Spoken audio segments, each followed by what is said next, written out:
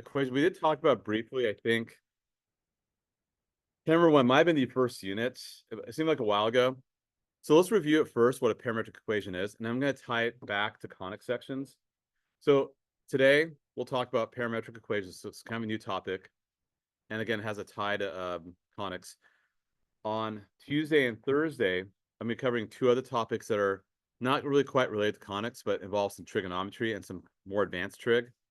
It's kind of a standalone topic. Like one's on vectors, one's on something called Demoivre's theorems, kind of some crazy stuff, complex numbers.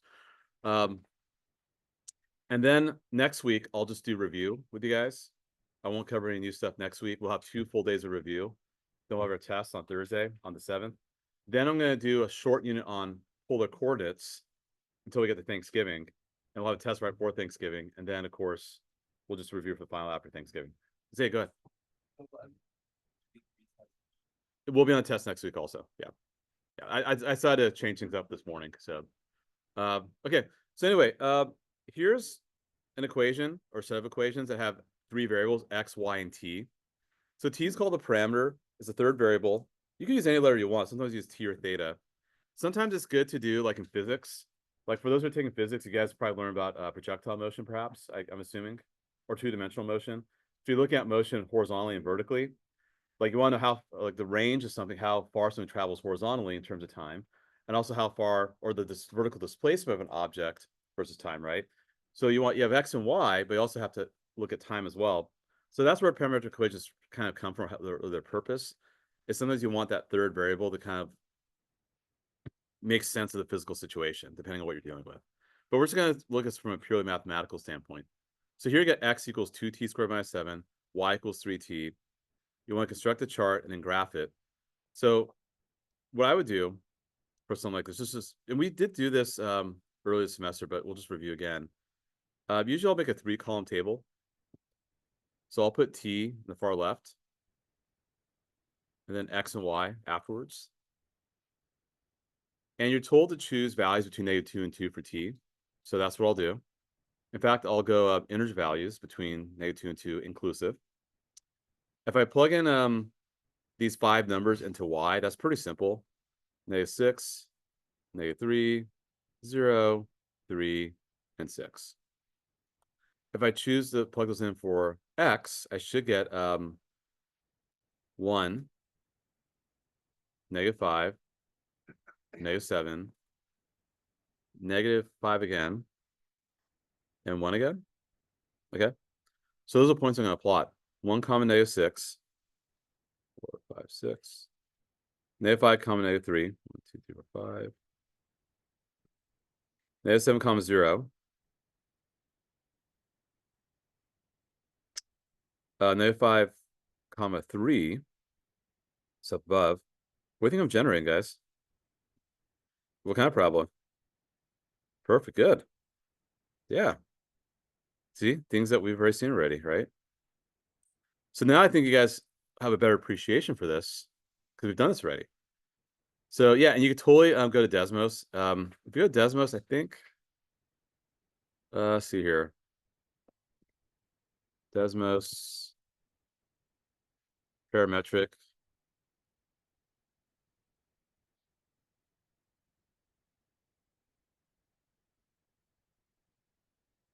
Yeah, if I were to do like x equals, what was it again?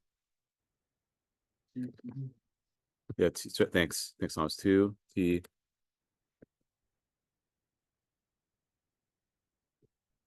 Actually, hold on. Let me refresh this. Ah, you gotta do it like that. Got it. Okay. So 2t squared minus, okay.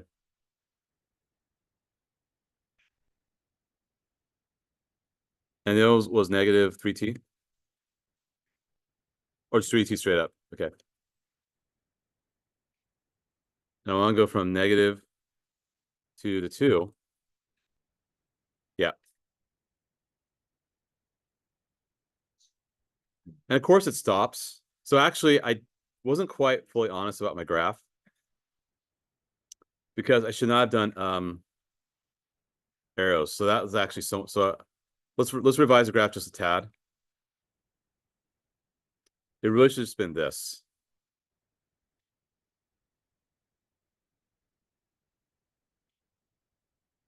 So, because it's supposed to stop, right? I'm not supposed to go past t equals 2. Otherwise, I'm getting other stuff. So I'm not supposed to do that. So anyway, so the conic is clearly a parabola. Now let's keep moving. Now, is there a way you can do this without graphing? Or write the parametric equation without t? That's called limiting the parameter. And the answer is yes, there is. And what you do is you do substitution. So remember, y equals 3t, right? So isn't t y over 3? And x is, what was it again? 2t squared minus 7? Yep. So pretty simple, right? 2t squared minus 7, but I'm going to replace the t with that. That's y cubed over 9, right? Sorry, y squared over 9.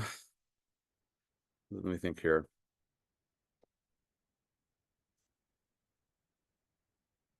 I'm going to add 7 to both sides.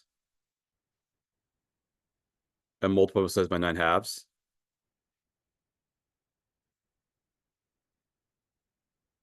Actually,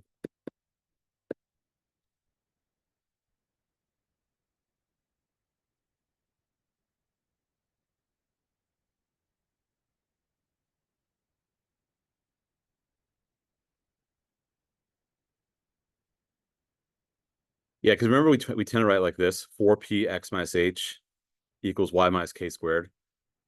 Yep. So this should be a sideways parabola. And by the way, I could find the focus if I wanted to. But I'll just leave that alone. So, or the directrix. So just to practice eliminating the parameter, pretty simple stuff.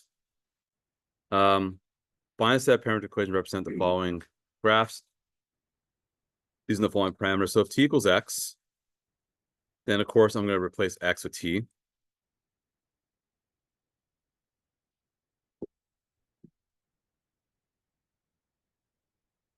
So divide by 2 and add 3. So I should get this, right?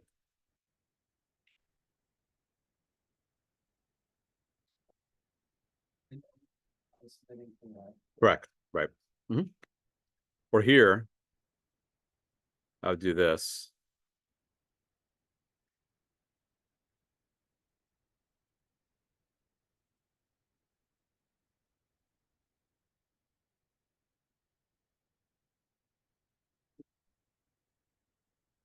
Because you told to. For part B. Am I about this? I'm doing wrong. Oh wait, I'm doing it wrong, guys. Thomas, thank you for questioning me. Yes, my apologies. What does x equal, guys? My apologies. Yeah, thank you for catching that. Yeah, should be t inside. You're 100% correct.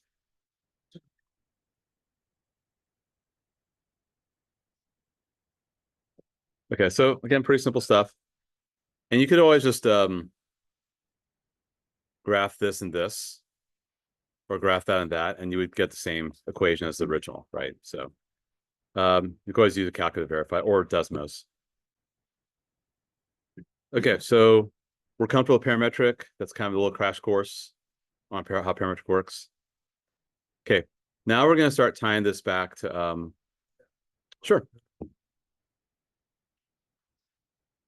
Well, you're given the first parametric equation, which is x equals c, and you find the second one by plugging t in for x. Get the second one with y in terms of t. That's what you do. So you always plug in t. You will get x by itself, and then replace x with t. So what does that help us do? Nothing really. We're just doing it just so you can see how the process. Yeah. Really, what's going to happen is you'll be given parametric equations. You have to know how to deal with that.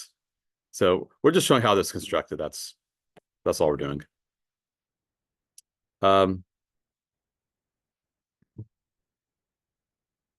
Okay, so let's move on to example 3.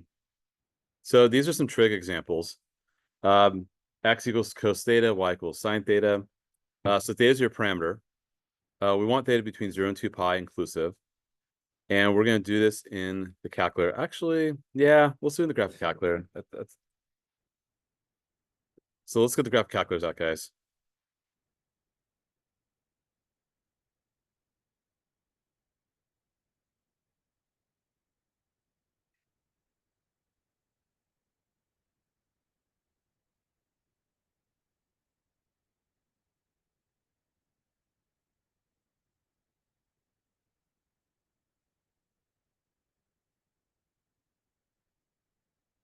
All right. So if you do in the graphing calculator, you have to go to mode first and go down to the fourth line and switch to parametric. So you switch to par. And if you hit y equals, it'll look like this. Yes, we're going to be in rated mode also. Yes. So make sure you're in rated mode as well. And then to get t or theta or whatever, I mean, honestly, the letter's totally arbitrary. You don't have to use theta, you could use t instead. But I'm going to do cosine t and sine t. And before I hit graph, if I go to zoom and pick option 7, it's going to reset the window to negative 2 pi to 2 pi for the horizontal axis. So it'll be a more proper. So you see we get a circle, right? And actually, let me go back to window. Actually, it's fine, 0 to 2 pi. You got an ellipse? You should get a circle, actually. What was that? Sorry. Yeah, it would look. So if you think about it, why would that be circular? Because if you were to guys, if you do this, right? Square both sides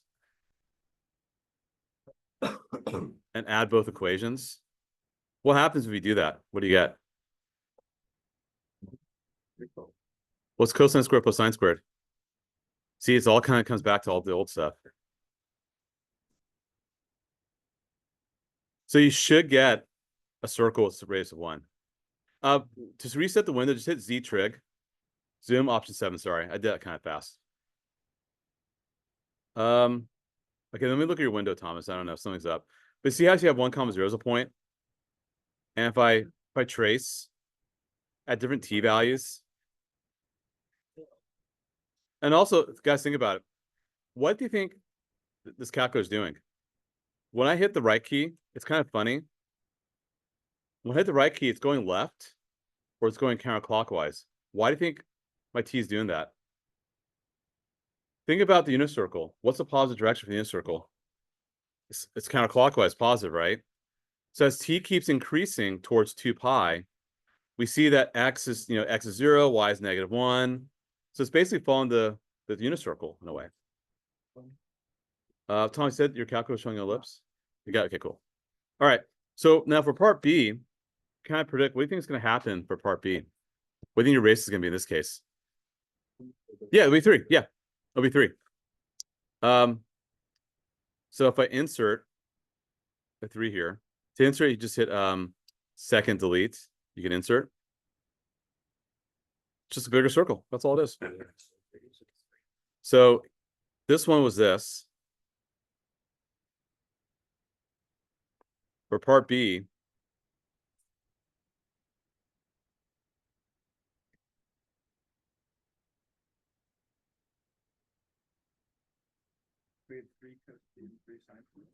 yeah, okay. So does that make sense for A and B? What's going on here? Why those are, so you're starting to see some connection to conics, right? And trig a little bit as well, right? So you start realizing, oh yeah, that's a circle, x squared plus y squared. Like if I were to work out part B, if I were to square this and square this, I'm getting x squared plus y squared equals 9 cos squared theta plus 9 sine squared theta. If I factor out the 9, what's cosine squared plus sine squared? 1, right? So your r squared is 9, so r is 3. So easy peasy. Okay. Okay, C is going to be interesting. Anyone want to predict what the VC is going to be? I think it's still a circle, but with the center moved. It's a little funny. Yeah, we'll work out the math in a little bit, but let's plug that in first. If I were to go y equals, okay, I'm gonna hit insert -1 plus second delete insert 2 plus. Again, to do insert, or you just wipe away the equation, you can clear it out, but the insert hit second delete, you can always insert. And let me hit graph. Okay, so let me change the window a little bit so I can see a little better. Let me change it to maybe like -10 to 10 for x. And do likewise for y. And make these make that scale 1, make that 1. Okay, it does look like an ellipse, right? It does look like an ellipse, but it is a circle, guys. So right now I have a point at 2, 2.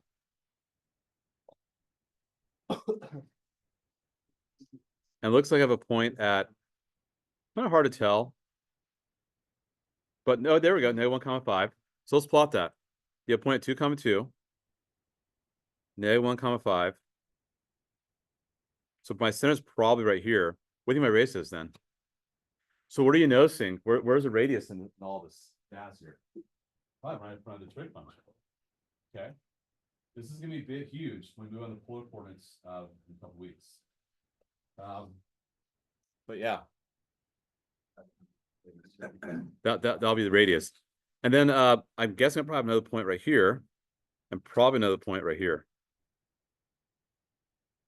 So the TI calculus is a little deceiving, but it looks like the equation is going to be x plus 1 squared plus y minus 2 squared equals 9. Now you could try for yourself and replace x and y with -1 plus 3 cos theta and 2 plus 3 sin theta respectively, and work it out. It will actually work out nice and clean. Actually, that does make sense. Think about it.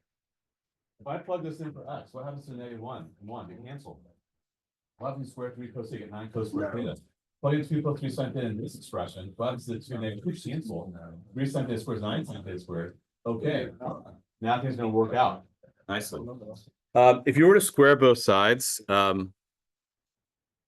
actually, if you were to limit the parameter, guys, here's what I do. If you were to limit the parameter, I would do this first. You guys see what I'm doing? What would I do as my next step upon eliminate theta? I would square both sides, right? By squaring both sides, you'll see how I stumble upon a circle again, right? Because I still get 9 cosine squared theta, 9 sine squared theta. I get all this other junk, x plus 1 squared, y minus 2 squared. When I add the equations together, I'll get my circle. So now we're starting to see algebraic what's happening, graphic what's happening. Okay. So now you guys see the trend, right? What do you think's happening with D? What's my equation going to be? X minus 4 squared, y plus 7 squared equals what? Perfect. Good. Now you're getting it. Now you're seeing the connection. Perfect. Awesome. You're starting to see the patterns, right? That's good. That's a circle. Okay. So part E is asking, what is the rectangular equation? Rectangular equations are equations with x and y. Those are the standard equations we're used to, right? We call them rectangular equations because they're on a rectangular coordinate system, if you want to call it that. So how can we use trig to justify the relationship? I mean, I think it's pretty obvious. We don't have to show it, but basically, you want to square both sides.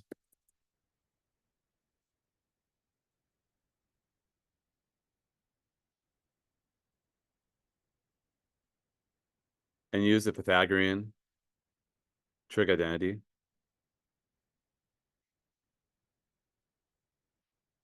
But before you square both sides,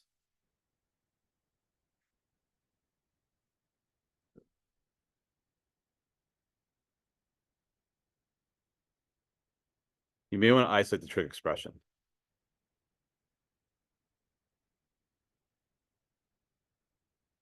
Like I would not square both sides in that last pair. That would have been a disaster, right? If you square that, You're gonna FOIL that. You have cosine squared, you have 9 cosine squared and like -6 cos theta. I'd be kind of lost that. You're much better off moving the 1 over, move the 2 over. You can take the 3 if you want, or move the 3 over, it's up to you, it doesn't really matter. It's gonna come back anyway to the side. But you may want to do some isolation first. Okay. Now I think you guys probably have an idea. What do you think is gonna happen in example 4? There'll be an ellipse, yeah. When the values in front of theta or so in front of the trig function are different, you're gonna get an ellipse. Just to be sure, if I were to square both sides,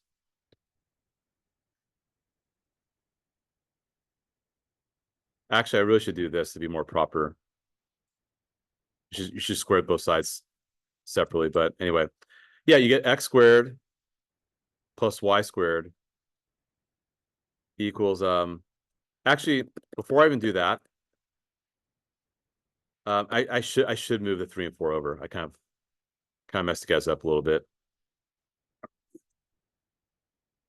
Do you guys see why I'm doing that first? Yeah, because if you square both sides,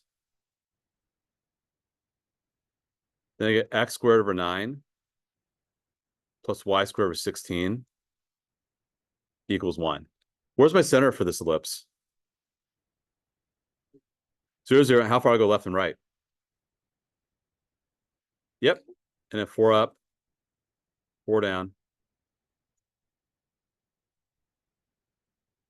So you get that. And if I go to Desmos really fast, sorry, the graphic calculator really fast. Yeah,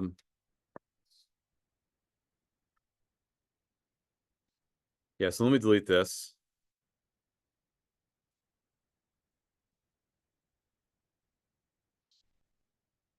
And let's go back to Z-trig.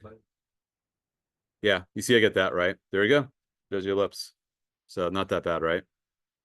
Pretty straightforward. And let me switch that to -6, 6, crap, and 1. Yeah, that looks a little better. Okay. So without really using a graphic calculator, I think we suspect what's going to happen for B now. Will that just be x squared over 25 plus y squared over 4 equals 1? Yeah, I don't even need a graphic calculator anymore. I could just do it, right? So initially, you guys probably would have been confused at first. Like, I don't know what this means. But now you guys know about conics. And you guys know about trig. We're just connecting the two things. That's all. There you go. That's all. All right. And then for C, again, we kind of suspect what's going to happen. It's going to be x plus 2 squared over 9 plus y minus 4 squared over 4 equals 1. Okay. So guess what? I'm going to plot it. Right? It's not that hard.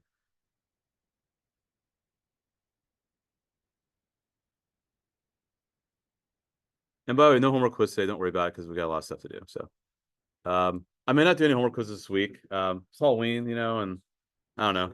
Niners won. Yeah. I'm happy. I hate Dallas with a passion. Well, I hate their owner. The owner's just a piece of crap. But anyway, and plus we got a lot of stuff to do. So does that make sense? We're good. And the homework quiz I still need to grade and get back to you. I'll do that by tomorrow. Okay, for D. Now you're asked a right set of parametric equations that has this situation. Well, what's my center, guys? Center should be pretty easy, hopefully, to figure out. What do you think the center is? 2, -5. Excellent.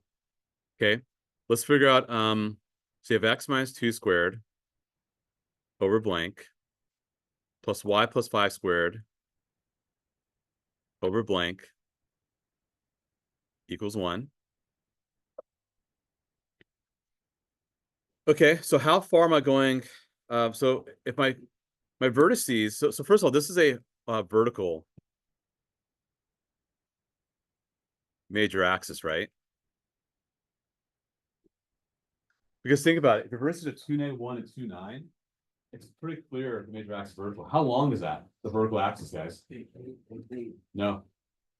From -1 to 9. Oh, you're right. It is 8. Sorry, I thought 1. Sorry, my bad. I thought it was -1 to 9. My apologies. It's 8. Yes, you're right. So in this case, that's gonna be 4 squared. And that's gonna be 1 squared. Does that make sense? So your length of major axis is 8. The minor axis is gonna be 2. And that's gonna be horizontal. So notice I'm not getting too carried with the whole A and B thing. You can if you want. A is 4 and B is 1. But A and B are interchangeable between X and Y, depending on which one's major, right? So personally, I'd say just screw A and B. Just figure out what the heck is going on vertically and horizontally, right? It's 8 vertically. I actually said 10. It's 8 vertically. So that means it's 4 below the y-axis, 4 squared. It's only 2 or 1 in each direction. There you go. But then to write the parametric equation, how am I going to do that? So how do I write the parametric equation, guys? What do you guys think now? X equals and Y equals what? How am I going to do it? 2 plus cos theta. And how about the other one? -5 plus 4 sine theta.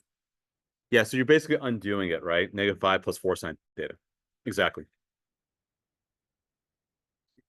Because you're doing an isolation of those, right? Okay, good. Good. We're making a lot of progress here. It's awesome. Questions? Before I move on, questions about this, because this is I don't want to lose anybody. You guys see what I did?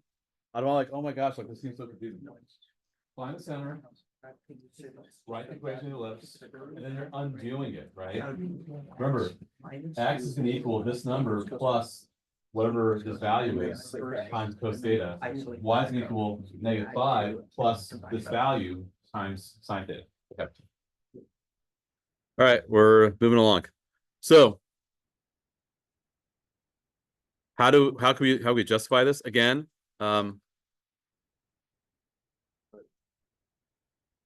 Isolate the trig expression.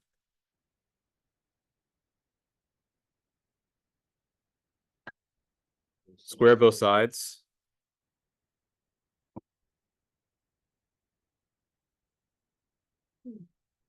And use Pythagorean trig identity.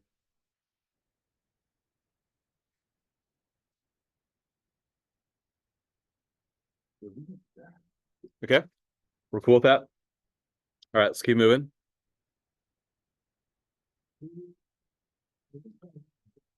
Okay. I'll wait. I'll wait. Okay, so let's go back to using the calculator again. I kind of suspect we're gonna see something on it for sure. But remember, secant squared and tan squared, there's a trig identity involved that. But that trig identity was secant squared plus 1 equal tangent squared. You might remember that, right? It's just actually no, I take it back. It was tangent squared plus 1 equals secant squared.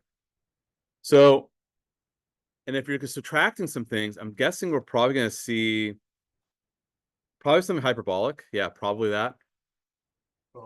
So let's give this a try. See what's going on here. So we'll go back to the calculator. Okay, let's go to window. Let's switch to -pi and switch that to pi. The t step, whatever, the x and y, whatever. Just leave it like the way it is for now. Okay, now if you want to do secant theta, how would you do that in the graphing calculator? What would you say? You got to do 1 over, right? You know, Desmos is obviously better, but it's okay. And then tan theta or tan t. Okay, graph it.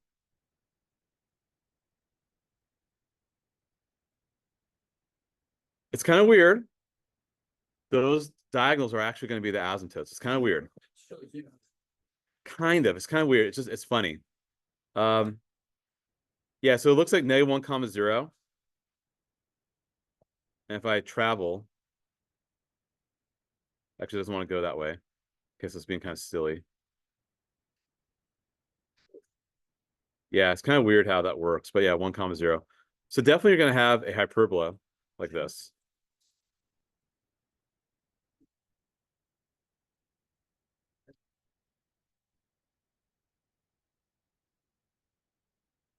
Okay, let's think about what's happening. Let's square both sides, right? You get x squared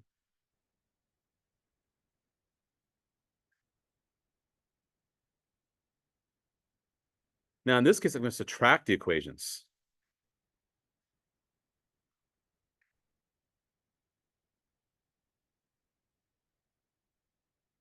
And remember, if you look at your Pythagorean trig identity, right? And divide everything by cosine squared. So I derived the other one, right?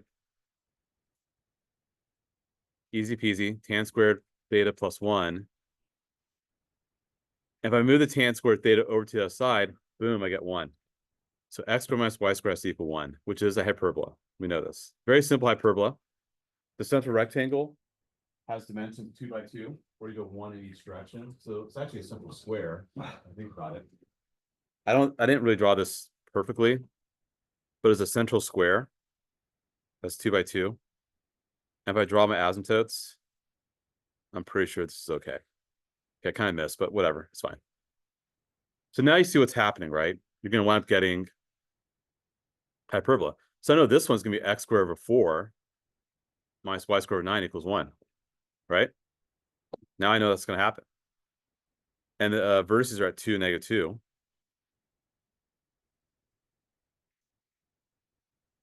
I should be a little more accurate, guys. I know I'm being a little sloppy, but I should actually do this. I should go up 3.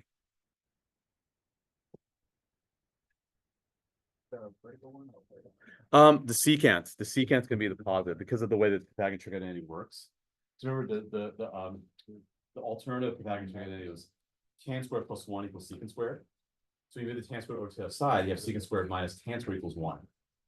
So 1 equals secant squared minus tan squared. So it's because secant squared is positive and it's going to x, that's why it's opening horizontally. So is there another one? Yeah, the next one. Next one reverse. So secant is a y. So secant is a so yeah, so that's great question Thomas brought up. Secant theta goes with the positive fraction. That means that because yeah, x equals 2 secant theta, my positive fraction was x squared over 4. Oh, and then like it's Because of the way the Pythagorean trig identity is being set up. We're going to do a more thorough example in part D. Okay, actually, let me back up a little bit, guys. Okay, let's back up a little bit. Let's divide by 2. You get this, right? Does that make sense? And it's divided by 3. Does that make sense? Then square both sides. And subtract. What's secant squared minus tan squared? We now know it's 1. Yes. So that's why, if I go back to my diagram, should have erased it. That was kind of dumb. Yeah, that's what I'm doing right now. There we go. So you get something like that. And actually move my screen because that's also off a little bit too. There we go. And you're going up 3, down 3. You have your asymptotes, which I didn't draw very accurately, but whatever. Okay. So now I kind of get the idea for C and D. I figure C is going to be y squared over 4 minus x squared over 16 equals 1. Or for D, it's going to be y plus 3 squared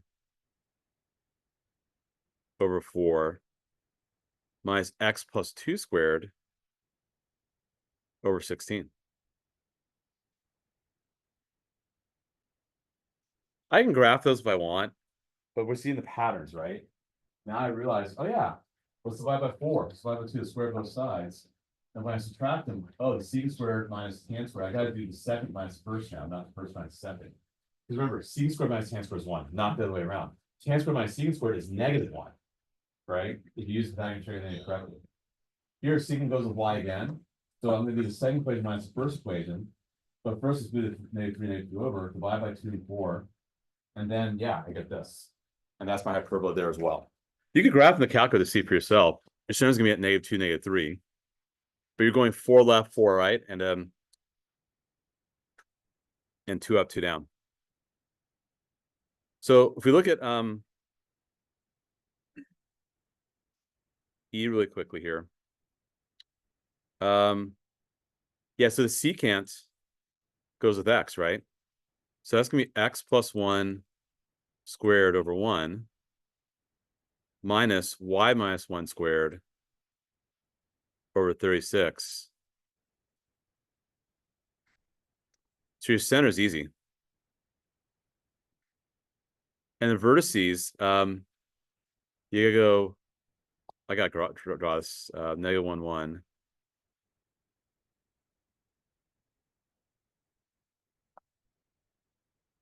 So, yeah, it's opening sideways, right? Yeah, duh. So I'm going 1 left, 1 right. So my vertices should be 0, comma 1 and negative 2, comma 1. And if I were to plug in,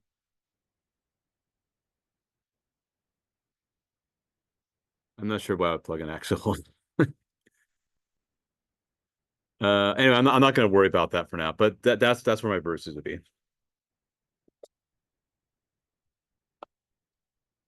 I'm going to skip around a little bit because we're running short on time. Let's jump down to example 6.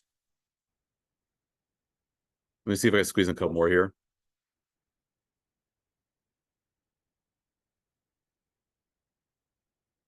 So you actually have some freedom here.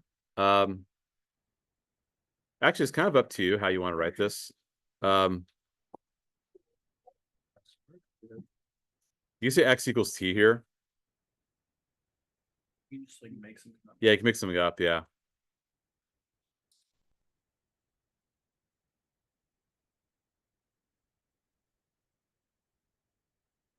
So you have total freedom, make it easy for yourself, you know. Actually, let me take it back. Let's let y be t. You see why that'd be easier? Because there's a square there. That's why.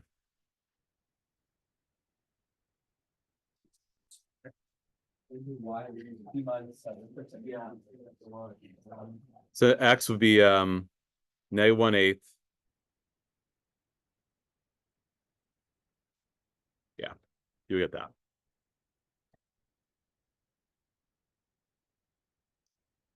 So there's actually infinite possibilities for that one.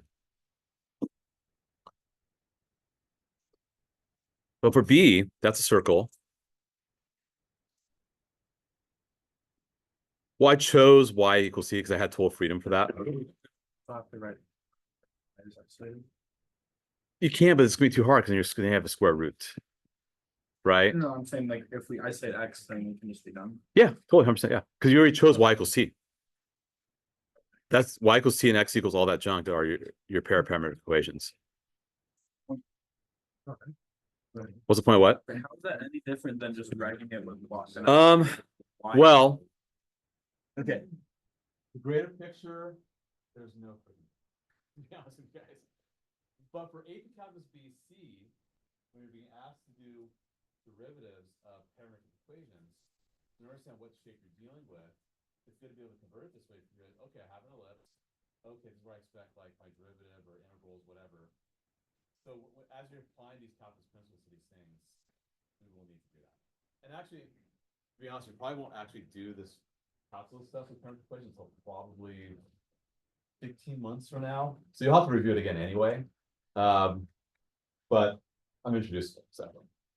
And I'm sure Ms. York, she'll probably teach the class again. She'll make sure she reminds you of this again. So. But yeah, the greater picture, no, not really. There's not much. Anyway, we'll stop there. Bell's gonna ring. I think you guys get the idea of how to rewrite it because we spent a lot of time with that. So we'll stop there. You guys should be able to do the homework. Let me give you guys a homework packet. Just gonna be the first 2 pages. This on I'll put it actually first 4 pages right here. I'll put it will be like Alright, I gotta go to does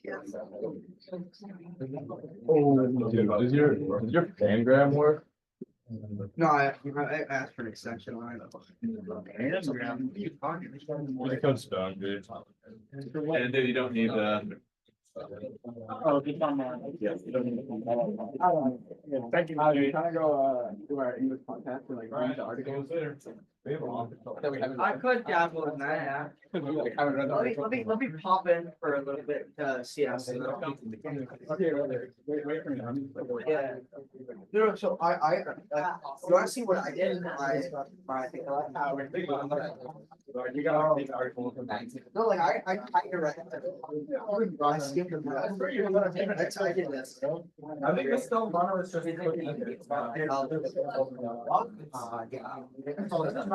You like my. That's what she asked us to do. Well, I printed it out. Yeah. Yeah. I actually. Welcome. Are you guys gonna see it?